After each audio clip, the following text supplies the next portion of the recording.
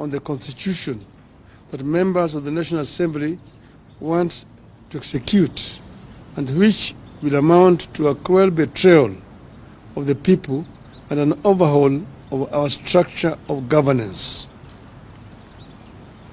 This development has been brewing for some time since the coming of the National Government Constituency Development Fund and the National Government Affirmative Action Fund, which are in the hands of members of the National Assembly.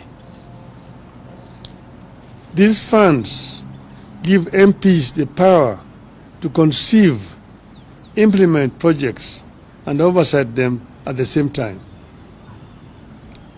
Having managed to entrench this anomaly, members of the National Assembly are now attempting to determine the amount of money counties get, despite the clear constitutional provisions on the revenue sharing. The members of the National Assembly are also scheming to dip their fingers into more executive projects like road maintenance levy fund at the national constituency level, in addition to the National Government Constituency Development Fund and the National Government Affirmative Action Fund. The Constitution assigns 3 roles to members of Parliament, and this is universal. 1, representation; 2, legislation; and 3, oversight. I repeat, representation, legislation, and oversight, period. Execution or implementation of programs has never been and can never be the job of members of Parliament without creating a serious accountability crisis in our governance system to the detriment of us all. Parliament makes laws and ensures that the laws are implemented and followed. It is against this backdrop that I find the ongoing standoff between our 2 houses of Parliament over division of revenue extremely scary, unhelpful, and unnecessary. The Constitution we promulgated in 2010 guides the way the government and our country works. It divides the government into 3 parts, each with the power to keep the other parts under control. It further creates 2 levels of government: the national government and 47 county governments. The 3 parts you know: the executive, the legislature, and the judiciary. The 2 levels of government work in close consultation as espoused in Article 6, subsection 2 of the Constitution, which states, and I quote, "The governments at the national and county levels are distinct and interdependent and shall conduct their mutual relations on the basis of consultation and cooperation," unquote. Now, because MPs want to have their way with the abrogation of the Constitution and getting their pound of the flesh with regard to NGCDF, the Senate and the National Assembly are unable to agree on something the law is so clear about: sharing of the revenue between the national government and the county governments. Apparently, the National Assembly is in support of provisions that will lower the amount of money shareable to counties against the provision of the laws of the land and the tradition established since the coming of the devolved units. Against the laws of the land, the National Assembly is supporting a proposal that would provide that any revenue shortfall in the country is borne by both levels of government. The result of this unhelpful and unnecessary deadlock is that the operations of the already strained devolved units are moving towards a standstill with critical services in jeopardy. This unlikely and unhelpful fight over allocation of revenue to counties threatens a shutdown at the counties at a time Kenyans need the units to function optimally and help boost the country's increasingly fragile economy. The National Assembly is pushing for the proposed amendment to the Division of Revenue Act, in which they recommend a 380 billion allocation to counties, which stands in contrast to the 400 billion already stipulated in the Appropriations Act, which is currently in force. The National Assembly is going all out to reduce revenue allocation to counties in complete disregard of the Constitution and the recommendations of the Senate. This move is not only illegal and unconstitutional, it also sets an extremely dangerous precedent which, if allowed to stand, will lead to a slow but steady strangulation and eventual killing of counties. The National Assembly must get it very clear that revenue allocation to counties can only go up, not down, unless the intention is to kill devolution. The Senate had asked for 416 billion for counties for the year 2024-25. After negotiations, Senate settled on the figure of 400 billion, which is set out in the Division of Revenue Act 2024. The law is clear that counties get at least 15% of the national revenue, and 400 billion is 15% of the national revenue. Every 5 years, this country goes to elections, and all positions are available, from president to governor to senate to MPs and all the way to the members of county assemblies. People know the roles and responsibilities assigned to positions they choose to run for, and nobody should attempt to change the roles and responsibilities midway. It is urgent that both houses come together to allow the country government get their rightful share of funds and discharge their responsibilities to the people of the country. The National Assembly must do the right thing and work with the Senate to get the correct amount of money to counties. More than a decade into the two levels of government, the management and funding of devolved units should be getting more efficient and more predictable. The current standoff and attempts to tamper with allocation indicate a dangerous backward march.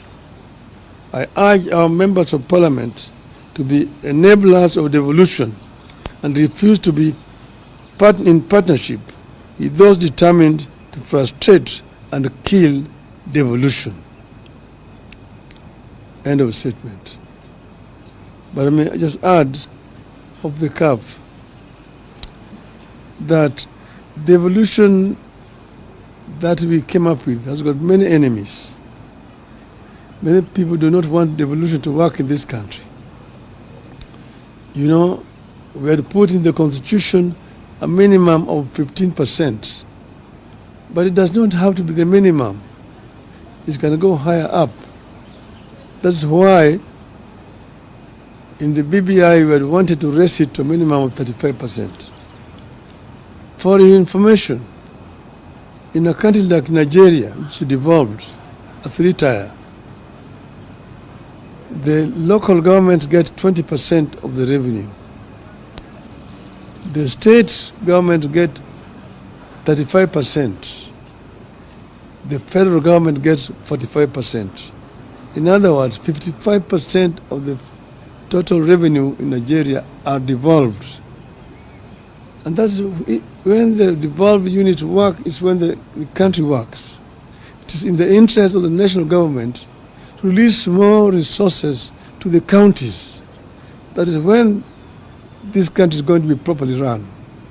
Because there are several devolved functions like health, like agriculture, and part of infrastructure, which is not working properly because resources are not going down to the counties.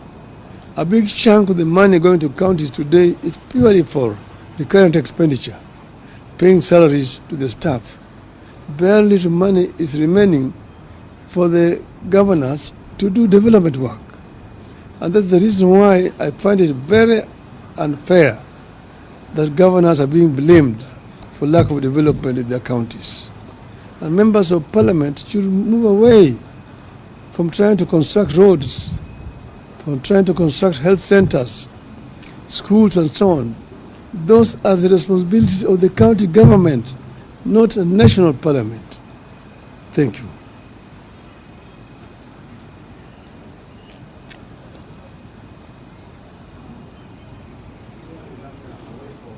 No, only these subjects.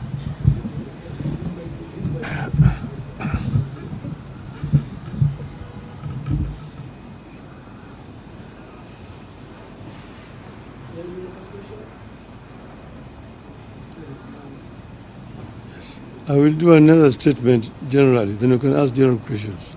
Today is about this issue of revenue share. Okay?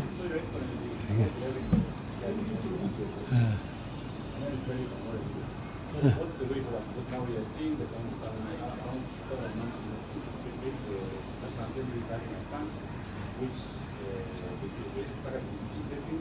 The Senate is trying to solve the stand, but what's your best way forward? How can we solve the stand to have the counties and the people and the local counties cannot suffer?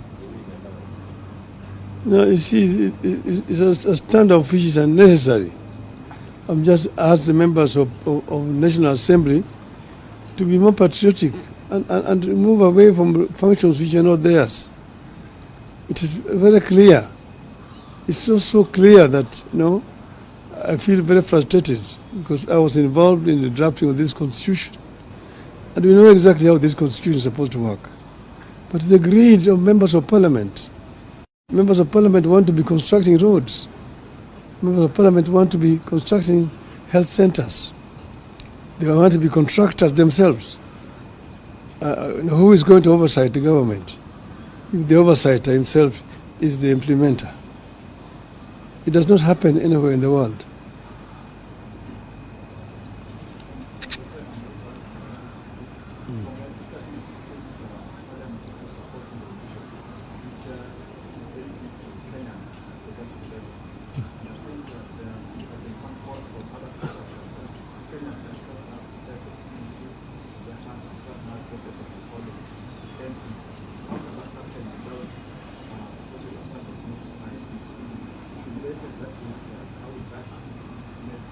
I'm not understanding you clearly. You were saying, should they? I'm saying from your statement, it seems Parliament is not in support of the devolution policy. It's very clear to Kenyans at progressive levels. And there have been some calls from other corners that Kenyans themselves now they should start the process of the policy against this. If they take that route, how can that hold water? And you know very well it's not like you see that now in effect their proposals or their calls. No, you see, we want Kenya to understand exactly what the Constitution provides and who is really at fault here.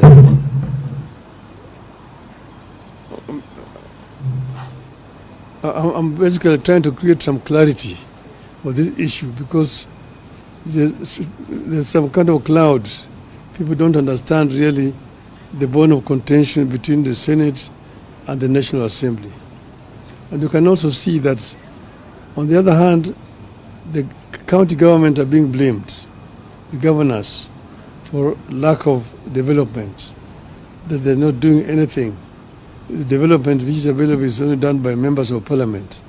See members of parliament constructing roads, members of parliament constructing health centers, schools and so on. because the funds which are supposed to go to the counties for those purposes are being held by the national government in what they call National Government Constituency Fund. And even this road levy fund is going to members of parliament. This is not the work of MPs, this is the work of counties. Today, the bulk of the revenue that goes to counties goes for purely recurrent expenditure. Nearly 70% of the revenue going to counties is only for recurrent expenditure, paying salaries to workers and so on. Only 30% remain for development, which is very inadequate indeed. Because the bulk of which will be going there is going into these other funds, which are under control of members of parliament. So if that were to change, then the equation would change. Nearly 50% of revenue going to the counties would be for development projects. And the counties are the ones which are actually best suited to do the development. And then you've got the county assemblies to oversight. Members of parliament are supposed to oversight the national government. You see, they're supposed to represent their constituents. Two, they're supposed to legislate. And three, they're supposed to oversight the government. But they themselves are now being involved in the execution of projects at the constituency level. In fact, there's very little work being done in the National Assembly. The Assembly is most of the times empty. There are no debates taking place in that parliament the way it used to be when we were members of parliament those days. Parliament is no longer doing its work as a National Assembly. This is why we are really calling them to account.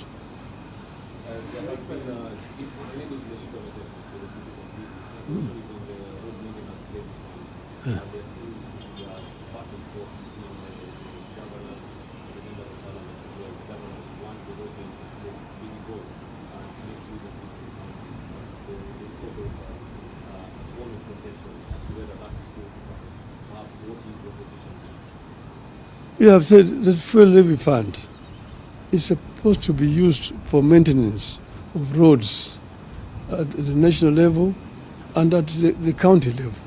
So that should go directly to the kitty of the county government, not constituency fund being controlled by members of parliament. That's what I'm saying. It is the members of parliament are not supposed to be executing things. The members of parliament are supposed to be oversighting. But if an MP himself is the executor, you have a situation where MPs themselves are the contractors. I know examples where you find a president going to launch a road, the contractor is a member of parliament. So if that's not a conflict of interest, I don't know what conflict of interest is. It is embarrassing. Very embarrassing indeed. When the president came to power, the promised to empower the president, the promise to enhance the source of the economy. What we are seeing from the executive, from the National Assembly, is all of what the promise. Part of these lies are exactly what they look at.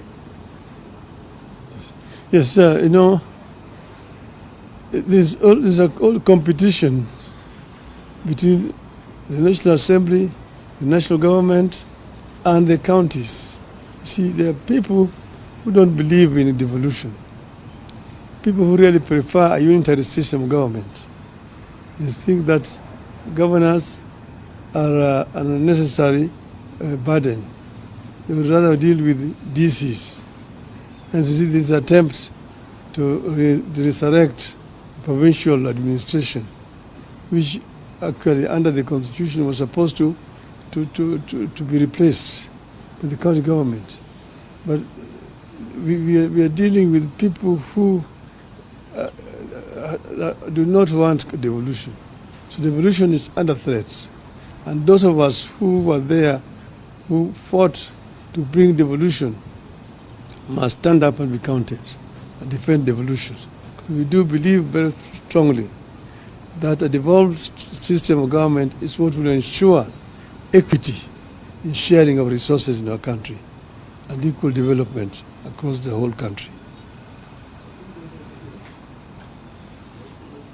Thank you.